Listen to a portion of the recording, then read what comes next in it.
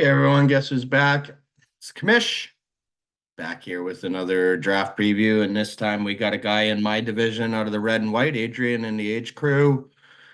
Under 500 owner since he's been in here and has only made the playoffs once. But I do remember one thing I'll always remember about your team is I believe you did inherit the worst possible team that anybody could have inherited. You inherited Canadian guy's team, and I think your first pick was in round 14, if I believe, which prompted the 5 and 10 rule. So the simple fact that you were able to survive out of that, I'm going to give you props for it, even though by now, though, you should be improving, and we'll kind of touch on why I think you're not here as we go through your preview. Let me just get into it here. There we go. The age crew and Adrian. All right, so your current keepers. This is where, sometimes I like to give some teams some advice. Raheem Mostert at running back, I think is a bit iffy for sure. He's getting old. They brought in the rookie Jalen Wright. They have Devin Achane, who they brought in last year. These guys are going to get snaps. I think Jeff Wilson's going to be out of the picture, but there's still even Chris Brooks in that room. So I think Mostert, you're just would be relying on the home run and the touchdowns, to be honest, on Mostert. So, that'll be interesting to see if you try to upgrade there. You got Tua, quarterback, obviously the Miami theme going, obviously clearly being your team, which I don't, mind the whole quarterback to wide receiver combo. So you got Tua to Jalen Waddle. Actually, that's one of my favorite strategies when I'm looking at teams.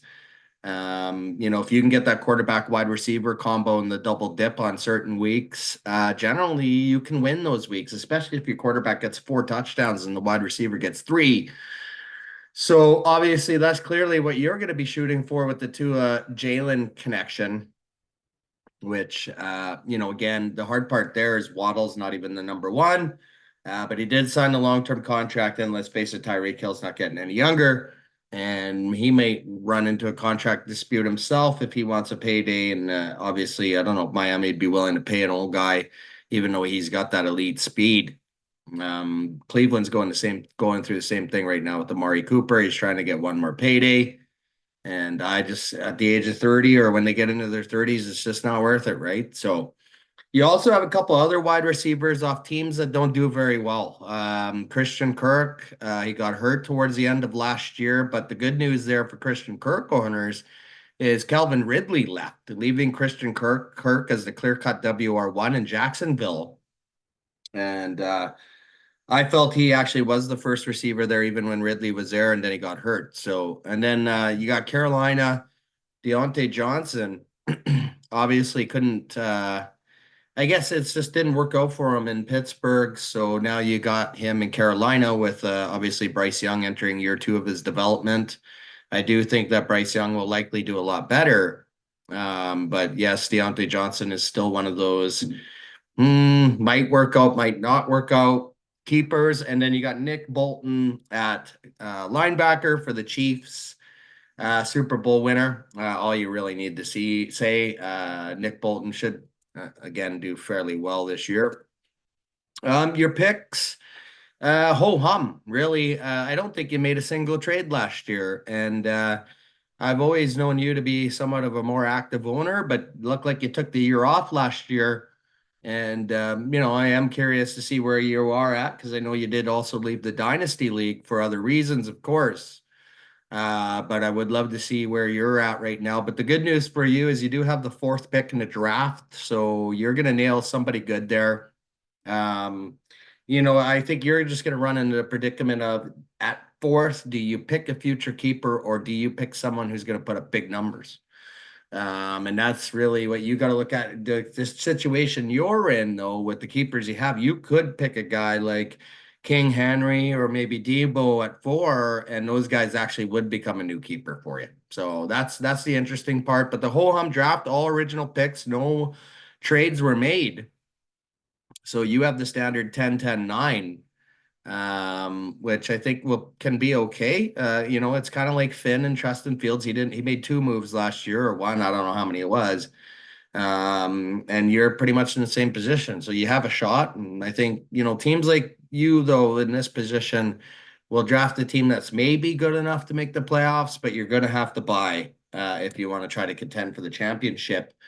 The likely first picks here, Sean picked Romeo and Dunze. I don't disagree with Sean there. I think Sean is of the same mind that, hey, at fourth, you got to go rookie. And I think most of the teams in this league would likely do that. Even when I did True North's preview and had him picking King Henry at two, I still think likely he's going to pick Neighbors. You have to pick that rookie when you're that high. But True North could also win the league, so that's why it's a difficult position for him. And that's why I think at pick four, King Henry could still be there for you. And I think that would be a great pick for you, considering you have no running back. You got Raheem Mostert, so King Henry could come in. Or you could finally solidify the running back position by picking one of these rookies. But again, rookies carry that level of risk. Jonathan Brooks, of course, coming off the major knee surgery. I'm going to throw it out there right now. I'm not, I guess you could say, keen on Brooks putting up big numbers this year. So, I mean, again, it's an investment, but then you got to look at this year. If you pick a guy like that first, you might be going nowhere, right? So it's like another wasted year. Or you go with the guy like Trey Benson, who I think, yeah, could have a role there. But again, James Conner's still there. He's a roadblock. So it's really a tough go for you. Or you pick a guy like Deebo Samuel. And Deebo Samuel literally could probably be a keeper for you. Potential storylines here. So I'll start with Sean's commentary. He says the age crew, or as I shall call him, Hawk Tua for the memes, has all of his picks. I think he will need to make a move or two to make the playoffs, but he could definitely make them. If he stays pat, I can see him finishing top four of the consolation bracket, or if he makes moves, top four of the league. So he's saying if things go well, top four. I'm saying if things go well, playoffs. So second year in your history, you could make the playoffs. I think you put yourself in a position where you could do so with a little bit of activity this year, though. That's the caveat. If things go back bad, top four consolations where Sean have you. I have you in consolation as well. I don't think you're a team that's going to drop by any means unless you have a really horrible draft, which has happened in the before. Anyways, Adrian, I do want to say I appreciate you having you in the league. You are another guy like Danny that's always had my back when it comes to issues in the league. I feel like there will never ever be issues again, just because I'm not as engaged as I once was, to be honest, in the NFL. In the league, I always, love being there for you guys to prove trades right away. But in the NFL, I've kind of gone back to the CFL. I'm pretty sure, you like CFL as well as NFL. But anyways, good luck on your Dolphins this year. And it's a pleasure having you in the league.